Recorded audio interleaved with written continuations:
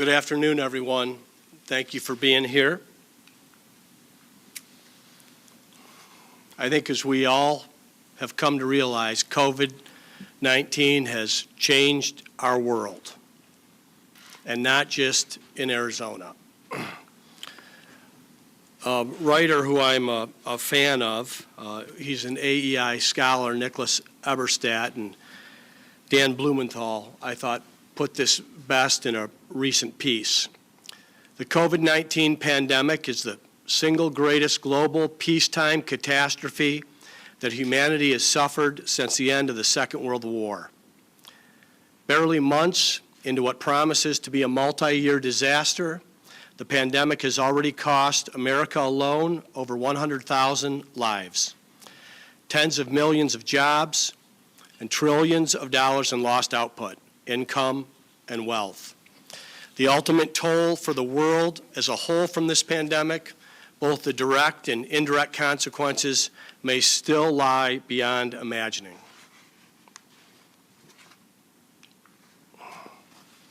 And COVID-19 is widespread in Arizona. It's in all 15 of our counties. It's growing, and it's growing fast across all age groups and demographics. Anyone can get this virus, and anyone can spread this virus. These numbers speak for themselves. 63,030 total COVID-19 cases in Arizona. We are averaging 2,750 cases per day. And we have lost 1,490 Arizonans. Now, at the last press conference, I said that our numbers were going in the wrong direction, and they continue to go in the wrong direction. The rate of the spread of this virus is unacceptable, and it's time for us to step up our actions and our personal responsibilities regarding this virus. Arizona is not alone. This is happening across the country and around the world. Some states were hit in March, April, and May.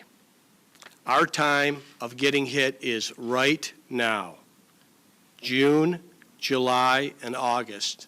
I don't necessarily like to put these terms on what's happening here, but these are common terms that are being used around the country. This is Arizona's first wave, and this will not be our last wave.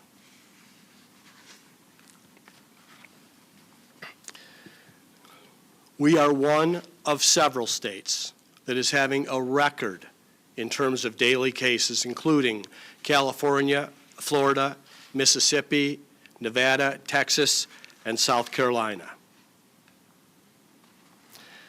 Arizona is one of 7 states that is hitting a daily record of hospitalizations, including Arkansas, California, Florida, North Carolina, South Carolina, Tennessee, and Texas.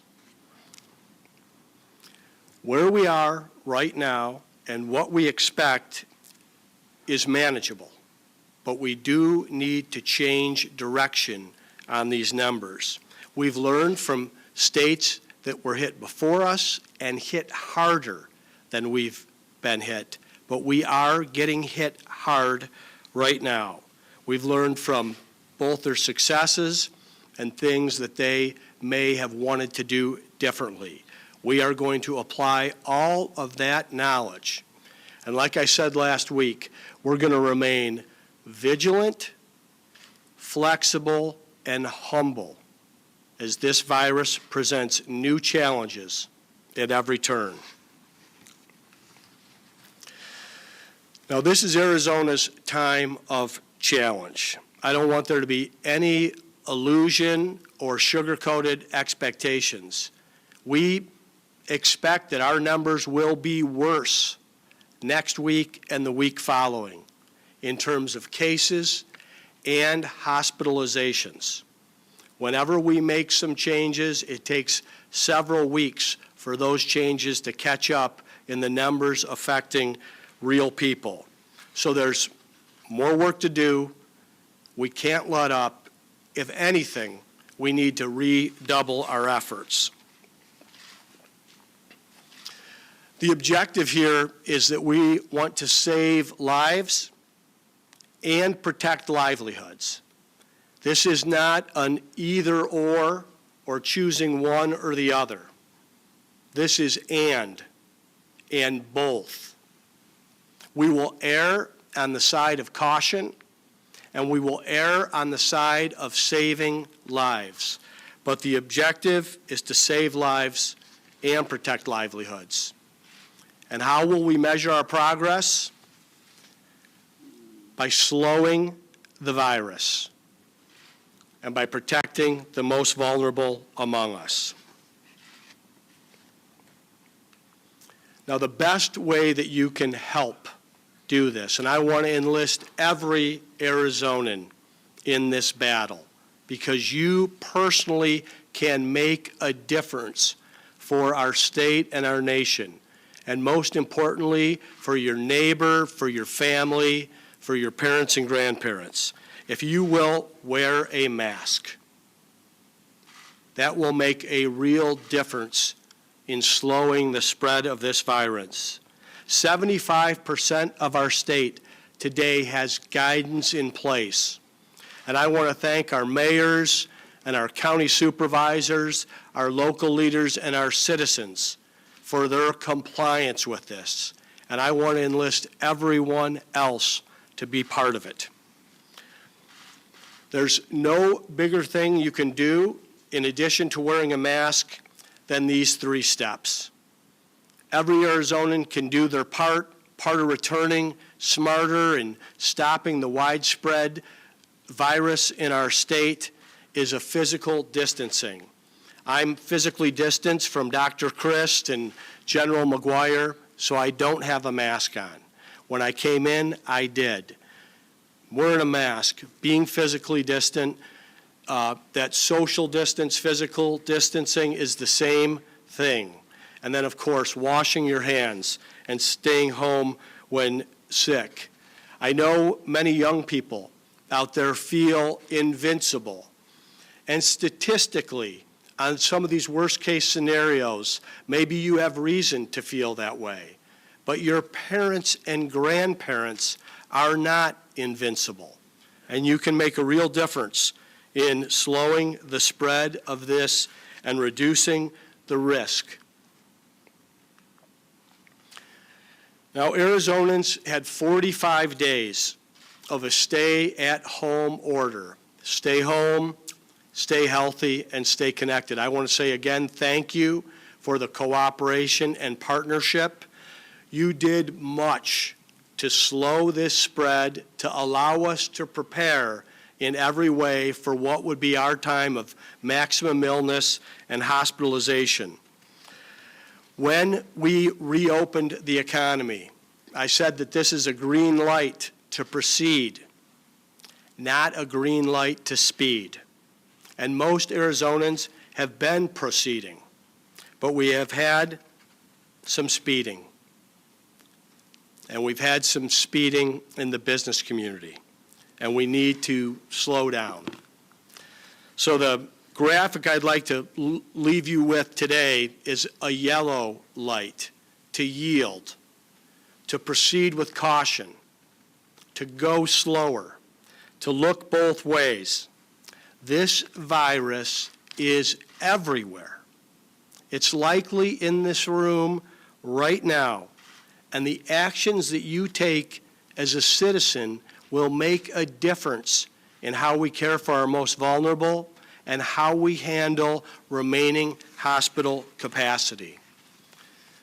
So if there's one takeaway from today's press conference and the message that I want to share today, it's that you are safer at home. All Arizonans are safer at home, and you can stay healthy at home. Our cases are increasing, our hospitals are seeing additional stress, and they're likely to hit surge capacity very soon. Now, this is not another executive order to enforce, and it's not about closing businesses. This is about public education and personal responsibility. It's about asking every Arizonan to act responsibly, to do it for your family, for your friends, for your neighbors, for our frontline healthcare workers, for our parents and grandparents, and for our doctors and nurses and medical workers who are overworked right now. So remember, you're safer at home, you can stay healthy at home, and you can help reduce the risk for the most vulnerable in our society and ease this burden on our hospitals. The crowded social gatherings that we've seen must be minimized. We're not there yet as a state and around this virus. When we reopened the economy, I said, go out and get a haircut, get something to eat, and go home. I want to give that same message right now. If you don't need to go somewhere, if you don't need to go out, if you can work from home and stay home because you're safer at home. And with that, I want to turn it over to Dr. Christ, who's going to talk through the medical guidance on risk profile for decision making on what you decide to do as we slow this spread. Dr. Christ? Thank you, Governor. So as Governor Ducey said, you are safer at home with your household contacts. We like to call them your quarantine pod. But things that you should consider before going out: how many people will you interact with? So that is your highest risk, is going to be interacting with other people. And so you want to make sure that if you are in a group of people, you want to be wearing a cloth face covering. Not doing that and getting close to people is going to increase your risk. Engaging with new people that are outside of your normal cohort or your normal group of close contacts, for most people, that's if they do not live with you, that is going to raise, and so they can still spread the virus. And so you need to make sure, just because somebody doesn't look sick doesn't mean they aren't carrying the virus. You're also going to want to consider, if you do need to go out, is it a place where you can remain 6 feet away from other people? Will you be outdoors or indoors? And so the closer you are to other people who may be infected, the greater your risk for coming down with COVID-19. If you can keep your distance, especially for those that are at higher risk of illness, such as older adults or those that have underlying you to be able to physically distance, and there's better ventilation. So you want to consider, is it an outdoor venue, is it an indoor venue, and how close will I have to be to other people? And then what is the length of time you will be interacting with people? And so that's another question you want to ask yourself. We consider in public health a close contact if you are within 6 feet of somebody for 10 or more minutes. The longer that you interact with somebody in a close space, the higher your risk for coming down with COVID-19. And spending more time with people increases their risk as well. And so you just want to make sure that you are, if you have to leave, that you are taking these into consideration. Thanks so much, Dr. Christ. Additional actions. First, I want to say thank you to all the millions of citizens who have been responsible actors during this, and the entrepreneurs and business owners that have been excellent at what they're doing, have physical distancing inside their service or place of goods and services, where they're protecting their employees and their customers. But not all have done that, and bad actors need to be held accountable. So new guidance was issued last week This increased measures that establishments must take to protect their employees and their customers.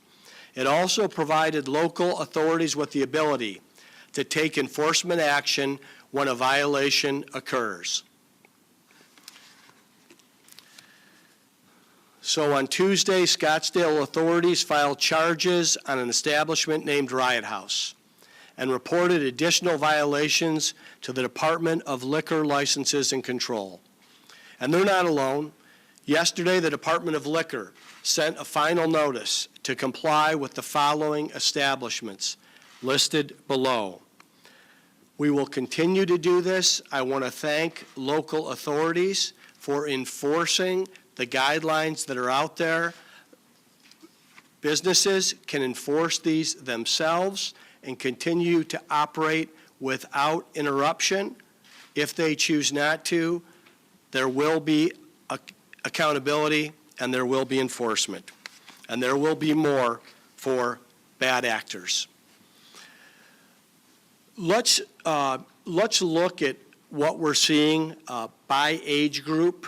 I've spent a lot of time up here behind this microphone talking about the risk to our most vulnerable, those in a certain elderly age category with underlying health conditions, but I want to look at this across the board today in terms of age and demographic. Let's look at the case growth by age here. And it's a pie chart. Green represents people that are less than 20 years old. Blue is 20 to 44. Red is 45 to 54. Gray is 55 to 64. And the burnt orange is greater than 65 years old. You can see there's been a large increase in the 20 to 44 age bracket in terms of case growth.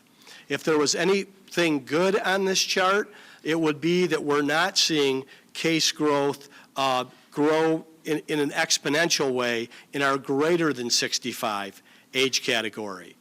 But we haven't done a lot of talking about how contagious this is, how anyone can catch it, and in large social gatherings, how quickly it can spread. And I think you can see this here in the blue category for young people aged 20 to 44, how quickly the case growth has happened. If you look at the weekly COVID-19 cases by age, same color scheme here. Blue represents 20 to 44-year-olds. And you see over the course of the last 6 weeks, the overwhelming growth in that age category. And the other thing that I think is important, it doesn't matter who you are or how old you are. You can catch this. But if you're out and about and in large social gatherings in multiple places, you have a lot higher chance, percentage-wise, to catch this. Now, if you look at hospitalizations by age, I said statistically, you'll read a lot that younger people do recover from this. And when they go to the hospital, more often than not, they do recover, although we know that's not true for everyone. But look at 22% of 20 to 44-year-olds are inside our hospitals. 41% are the most vulnerable.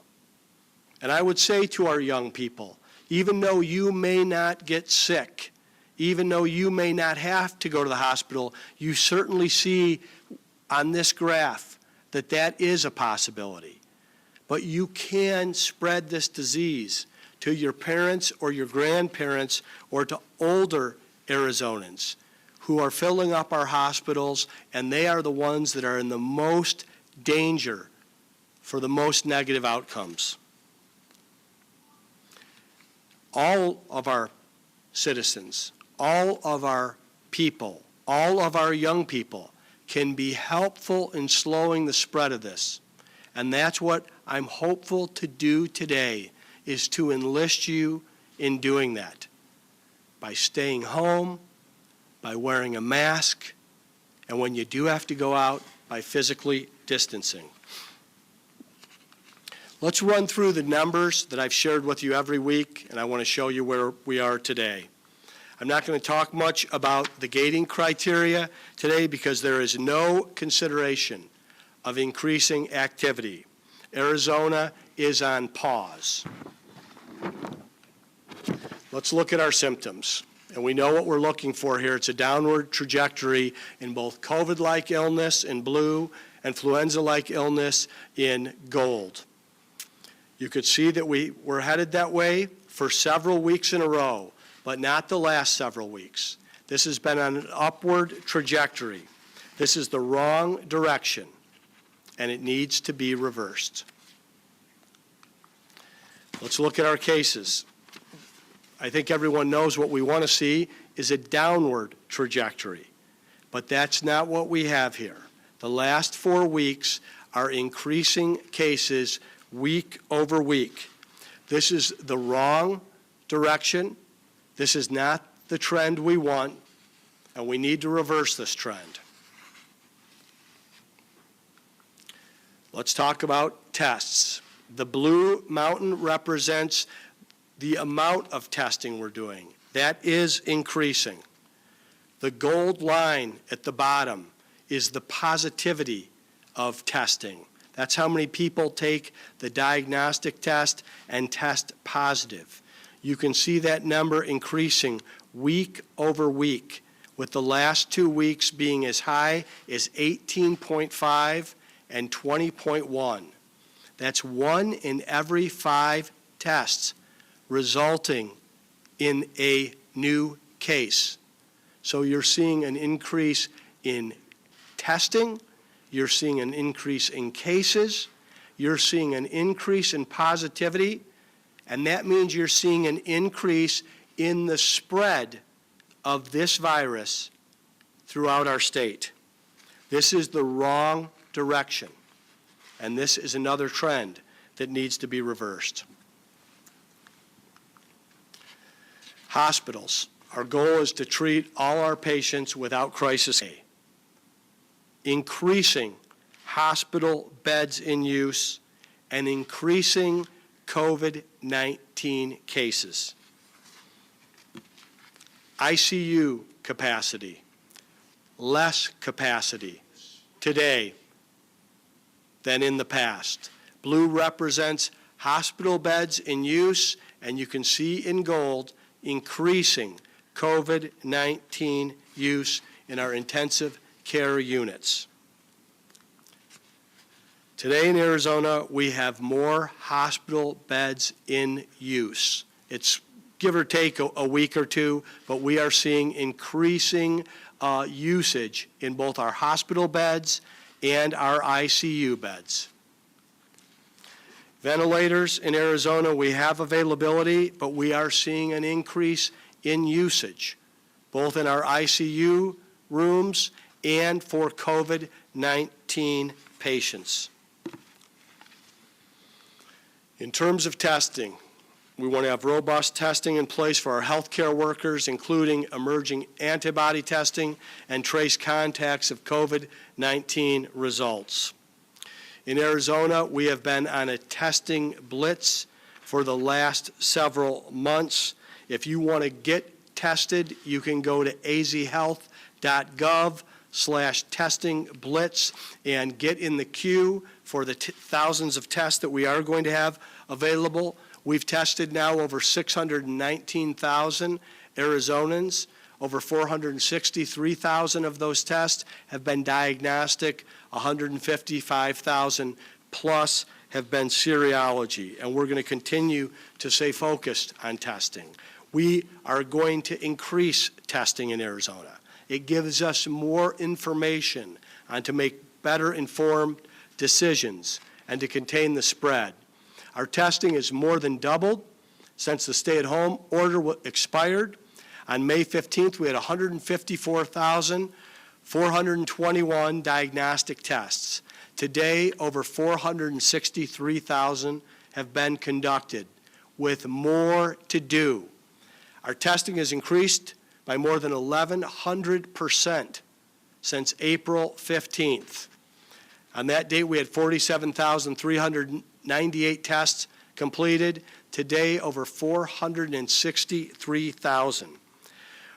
We need more tests, and we need more efficiency around the tests. No one should have to wait hours and hours for a test to be conducted. We also want to see quicker results communicated back to the Arizona after the test is completed, and we are going to increase on-site capacity for testing going forward, addressing the demand that we have for testing today in Arizona. And with that, I'm going to turn it over to our Director of Health Services, who has been working around the clock since our first case was named in January 27th to give us the current situation on public health in Arizona, Dr. Kara Christ. Thank you, Governor. So there's several projects that we are working on. One of the biggest priorities is increasing test collection sites, especially in Maryvale. So this weekend we had significantly increased demand for our testing. We're currently working with community providers to increase the community-based testing in the West Phoenix and Maryvale area. We have offered providers additional contract support for financial assistance. We're assisting with getting them collection kits, the National Guard to assist with parking and traffic control, courier service to get those specimens to the lab, and offering lab testing as well. Providers who are going to be assisting us with this increased testing include CVS, Walgreens, ACOS-MD. We are working with Equity Health, ASU, and Chicanos por la Casa. We're also looking at increasing testing statewide, so not just focusing on that area, but looking across the state. We have added this week 62 additional sites added to our website. You can find that at azhealth.gov/COVID-19 testing. And we're working to get innovative partnerships out in the community. Our universities have been doing a great job in developing additional testing. So with working with our healthcare partners, our universities, and other partners, we're hoping to be able to scale up large-scale testing utilizing saliva, nasal swabs, and other types of testing. We're also assisting our laboratories with expanding testing capacity. So we were able to work with state, local, and our federal partners to bring on additional capacity for Sonora Quest Labs. We know that they do a lot of the diagnostic and serology testing in the state.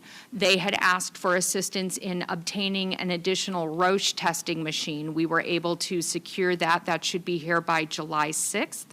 And over the weekend, we had heard that they needed assisted or additional specimen collection kits. So we were able to get them 10,000 additional collection kits to help respond to that increased demand. And we're going to continue to work with our healthcare partners and our laboratories to provide them with additional funding and collection kits as needed.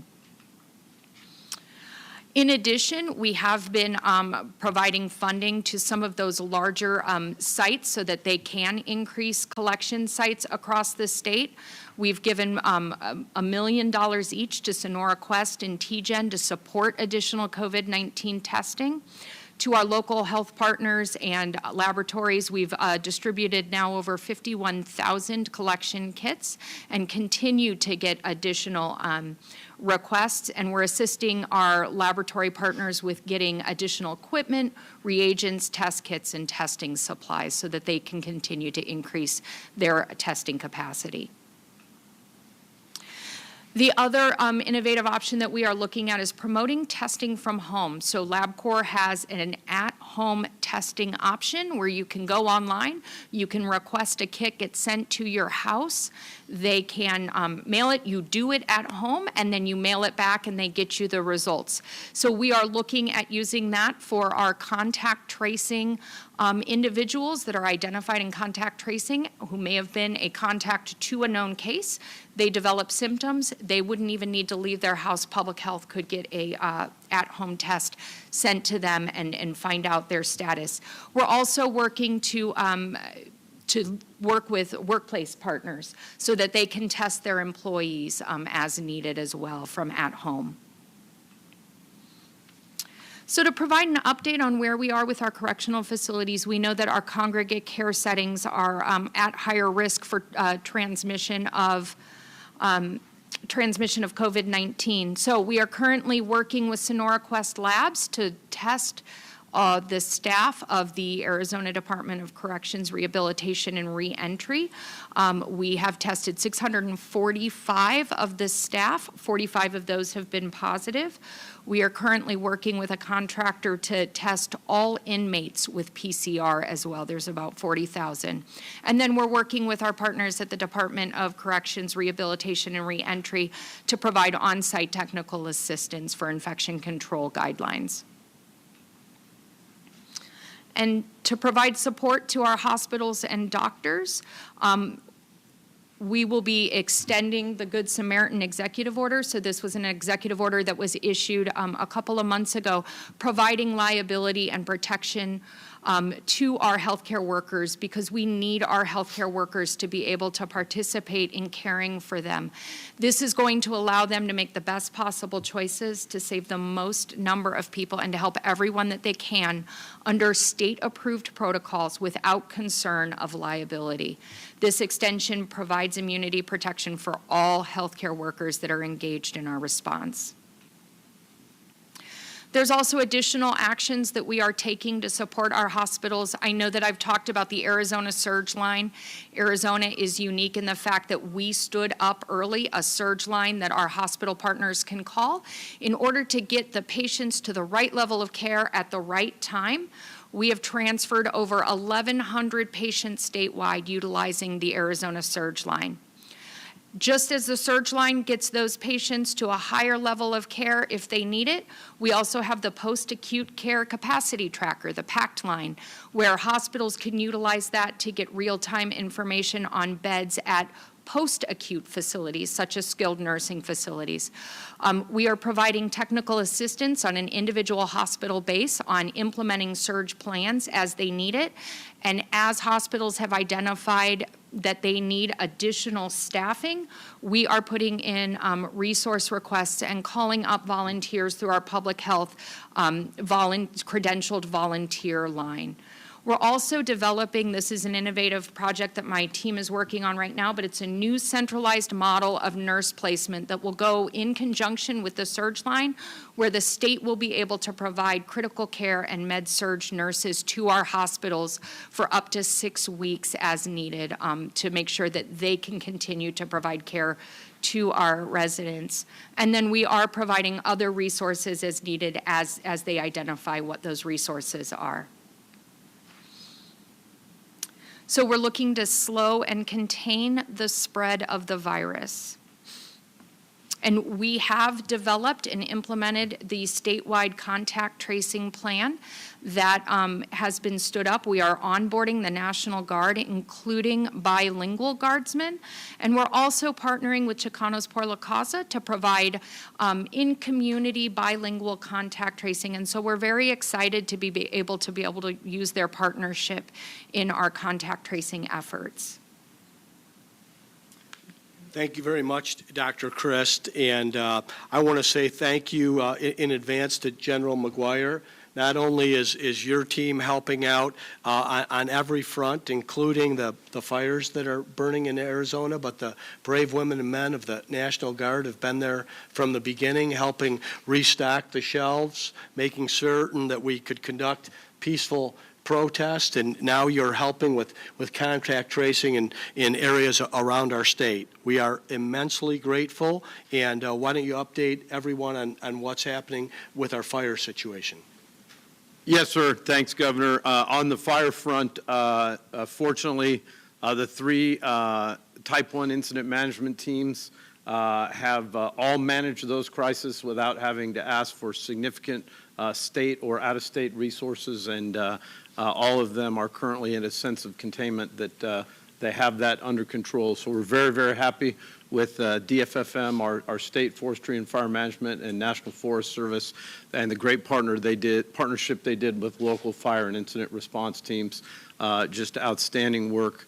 On the emergency management front, to follow up with what we've had in terms of requests, I just want to say, as the state emergency manager, we have received a number of requests this week through the state, through Dr. Christ, and if there is one advantage to being a little bit late in the wave here, we have a great relationship with FEMA. We were able to double the amount of tests that we will receive from the federal government. We got 150,000 tests in May.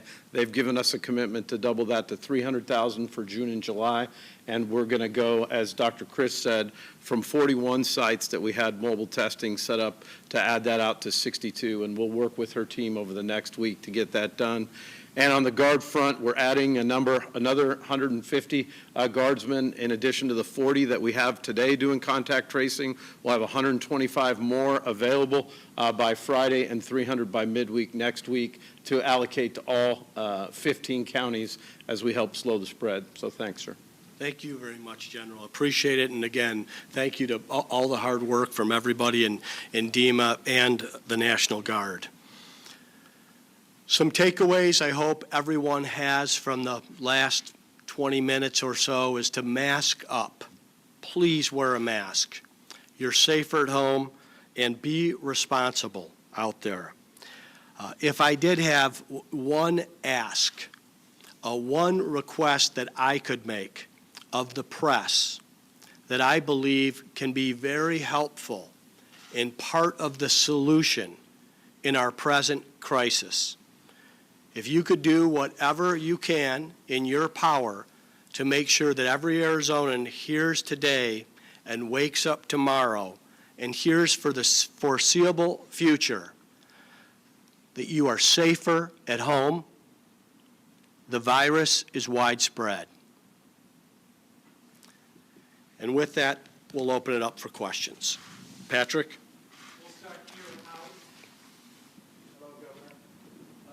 Two questions. I appreciate that your Department of Liquor License and Control is going to be acting.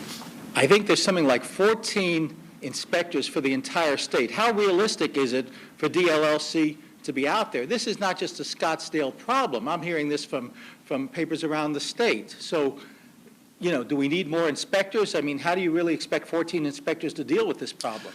Well, thank you, Howie. And first I want to talk about dealing with a bad actor. I hope everyone heard my thanks to all the Arizona businesses that are acting so responsibly. And that's the overwhelming majority of our businesses. But we have seen pictures of these bad actors. And this is a combination of local authorities working with the Department of Liquor. So you're not talking about just 14 people in terms of boots on the ground. You're talking about people that can respond to complaints or to situations, working with local authorities, and then with some authority at the local level and some authority at the state level. And that's something we want to focus on.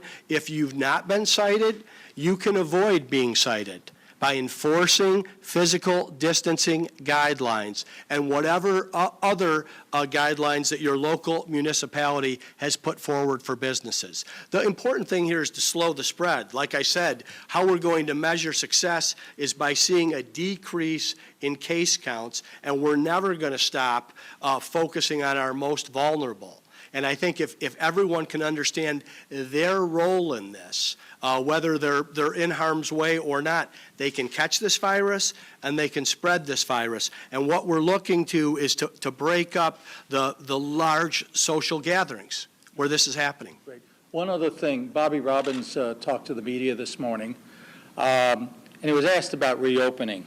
And he said, but if I had to say today would be open, I'd say no, because the ICUs are full. We cannot have a situation where we're bringing students back to campus, asking our faculty and staff to come back to campus when we're truly an exponential growth in the number of cases here. When the head of your University of Arizona, who is medically trained, is saying it's dangerous to have students on campus, how can you go ahead and say we're going to open public schools? What we're planning for is the fall semester. What we're planning for is to educate our children.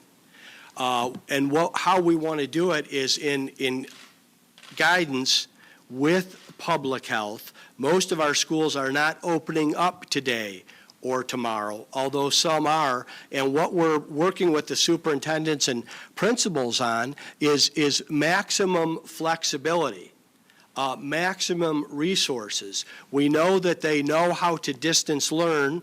We know that distance learning is not optimal for every child. And that's the guidance that's been put forward. It's when I said being vigilant, being flexible, and being humble, we're not acting as if we know anything for certain about what's going to happen in the future. What we want to do is provide for the education of our children in the safest, most successful way and have options out there. Okay, thank you. We're going to go to Billy next from iHeartMedia. Billy, go ahead. Hi, Billy. Thank you, Governor. Governor, very serious tone today. Obviously, we're seeing spike in cases. You're asking the people of Arizona to pause and to stay at home. If that doesn't work, how close are we to another shutdown? And another stay-at-home order. And if I may, a lot of people on social media have been asking about the president's rally that you were at. And in all fairness, you and Senator McSally were wearing a mask. Most people were not. Vice President Mike Pence is coming, as you know, on Tuesday to Tucson. Will you limit these type of rallies in Arizona moving forward? So first, thank you, Billy. Let me answer the question around, we know that what we're suggesting right now, first I want to say Arizonans have been great. They've been responsible. They've listened.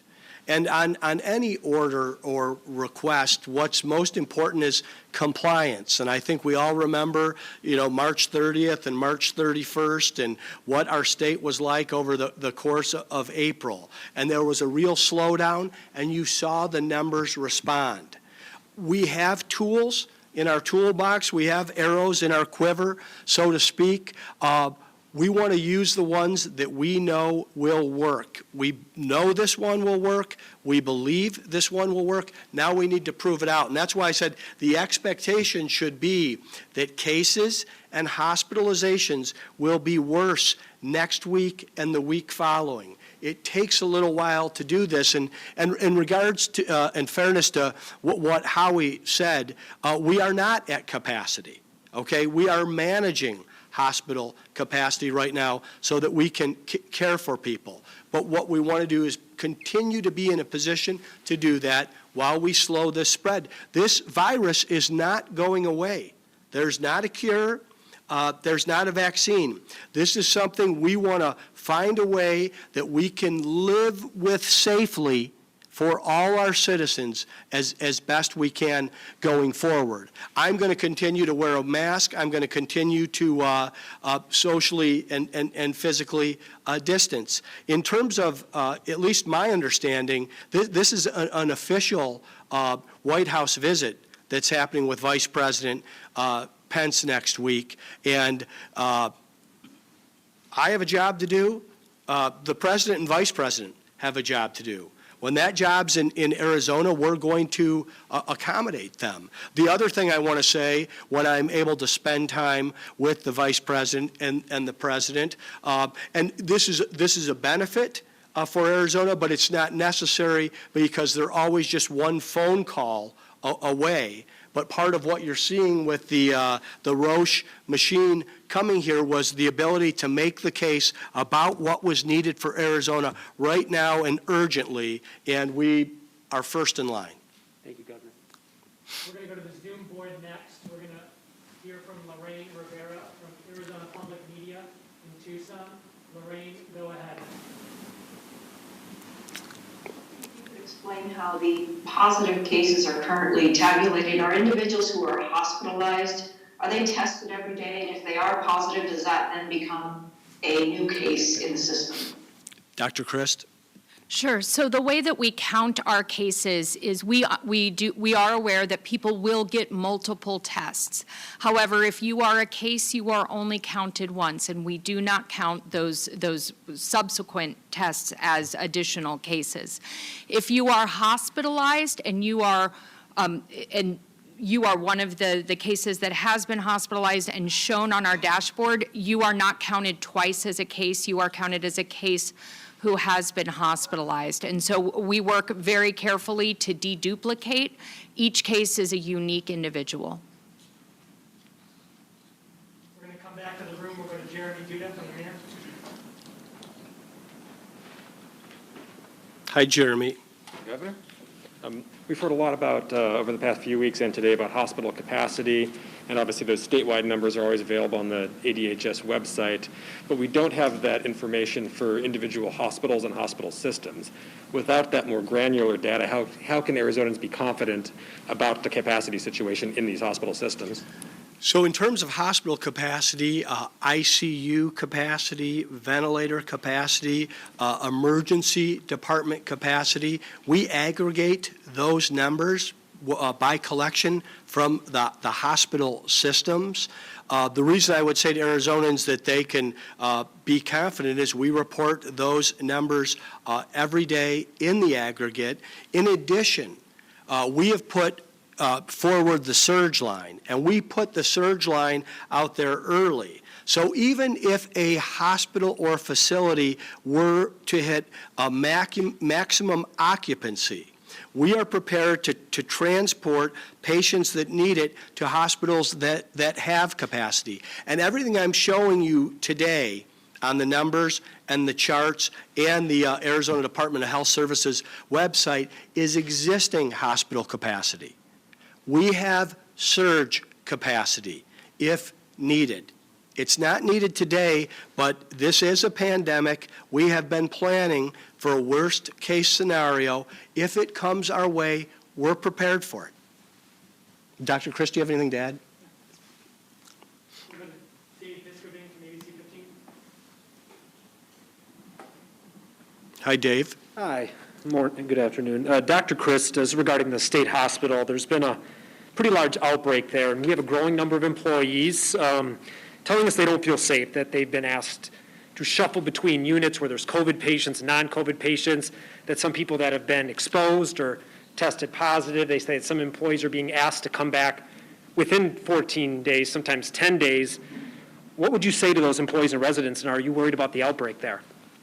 So we have been engaged with the Arizona State Hospital. We are concerned about our patients and our staff out at the hospital. Back in March, when we started our response, they proactively implemented temperature checks, have implemented symptom screens, mandatory face mask wearing, and infection control protocols. So they're working very closely with our epidemiologists to do contact tracing as well as advanced testing. But if any staff has any concerns, they can always bring it up. We will listen. So just as a follow-up, you talked about some of the steps taken in March. Almost all of the cases, like all of them, have been in the last 3 weeks. We're hearing that not all staff or residents are being tested, with a pretty significant portion of the population they're now positive. Are you going to test everybody there? So we are offering testing to all employees. We were doing it daily as any employee who wanted to get tested. We are still offering that weekly, and if they ask us. So we're providing testing, and the patients are getting tested if they are either a contact or if they are symptomatic.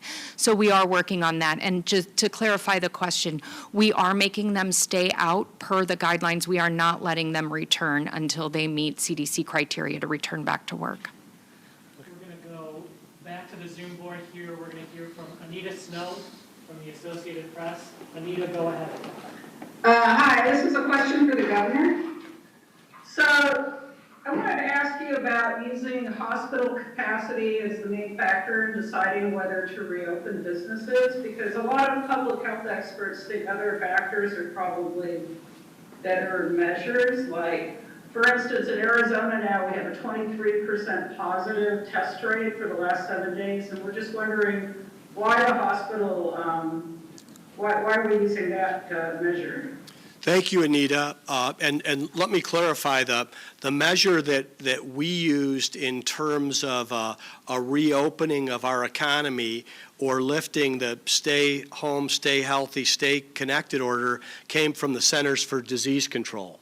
It's the White House gating criteria, and it's not just hospital capacity. That's one of 4 separate metrics. It begins with symptoms, cases, hospital capacity, and testing. So those are numbers that we continue to monitor. We will continue to monitor going forward. And I answered Jeremy around why Arizonans can have confidence given the fact that we aggregate all our information on the Arizona Department of Health website, but we also talk directly with the hospitals and with the hospital providers. This is something Dr. Christ has been very close to, and we're blessed in Arizona with the finest hospitals anywhere in the world, and doctors and nurses and operators as well. So it's a combination of those things. That's why we're talking about how we will measure progress going forward, is the idea of slowing the spread, and that's the downward trajectory on symptoms. That's both influenza-like and COVID-like. Again, that comes from the CDC, the number of cases, and then a reduction in positivity. We're not for the foreseeable future. There's not going to be a week that we come here and don't have a case. The virus is widespread. It can't be stopped. It doesn't go away. What we can be hopeful and optimistic for is a vaccine, a cure, or a therapeutic. That's not where we are today. We're going to come back to the room. I think we'll go back there to Vaughn Hilliard from NBC News.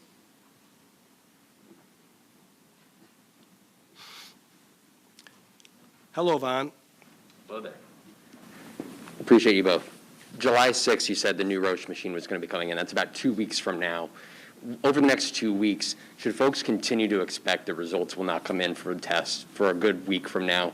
And my second question for you, Governor Ducey, a lot of us were out there this week with the president, and this is a president who does not believe what we say, refers to us in derogatory terms frequently, calls it fake news. Not all of us have access to the president to tell him what's happening here, what's happening outside. When you had that chance, did you tell him that the mortality rate is not going down in this state? And did you tell him that the situation is not good here and that we need more access to testing? I was very candid. Well, thank you, Vaughn. And yes, I was able to spend a lot of time with the president this past week and some one-on-one time. So, of course, in my responsibility, I'm going to take full advantage to share what's happening in Arizona, what our specific needs are. And I will say that the president and vice president have both been incredibly responsive to Arizona. I believe they have been to governors, but I can only speak for myself. I received a personal phone call from President Trump wanting to know the situation on Navajo Nation that resulted in 100 additional ventilators being surged to us from FEMA, and I was able to give him the facts on the ground in Arizona right now and how we're dealing with it. And I'm going to continue to do that. That's my responsibility. And to talk about the increased testing capacity, so we don't want Arizonans to have to wait either to get the test or to get the test results, because we know how nerve-wracking that can be. We did work to, while the machine won't be here until July 6th, one of the limiting things was the number of test kits and the reagents that they had. Sonora Quest has the ability to run more tests if they had that. So we were able to work with Roche to get those reagents. We are still working to try and continue that increased supply. And then we're working with the partners out in the field to make sure that even if there is a wait, there are bathrooms, there are water, so that Arizonans can get tested and then get the results. What should folks expect over these next 2 weeks? Should we expect what we similarly saw this weekend until that machine and sort of these steps can be taken? So hopefully the backlog is getting relieved with those additional kits. So hopefully the turnaround tests on the labs will increase or will improve.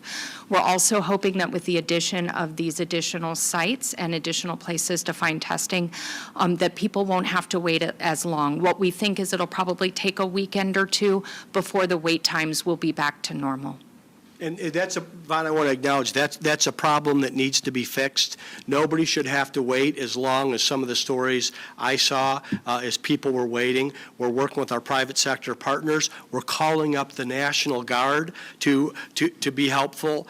We did have several weeks where the demand was not matching the supply of tests that we had. That's dramatically changed now. People want to get a test. We want them to test. We want to make it as easy and convenient as possible. It's not going to resolve itself overnight, but it's something we are acknowledging and addressing to the best of our ability. And I am thankful to the administration for their responsiveness on our asks and their deliveries. We'll go to Dennis and then Nicole.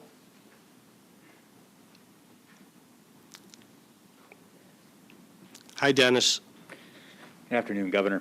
So I just wanted to ask you, you're stressing here today that the COVID-19, it is everywhere, it is growing fast. You said that the numbers are heading in the wrong direction.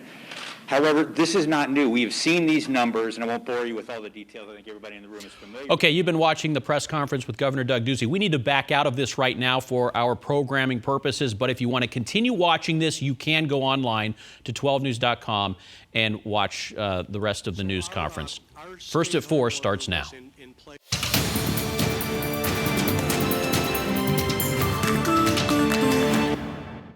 Let's say it was a stupid, insensitive comment I shouldn't have made, and I had no intention of disrespecting anybody by making that comment. It was about a mask. Right now on First at 4, a Scottsdale lawmaker issuing an apology for what he said during an anti-mask rally yesterday. Why some people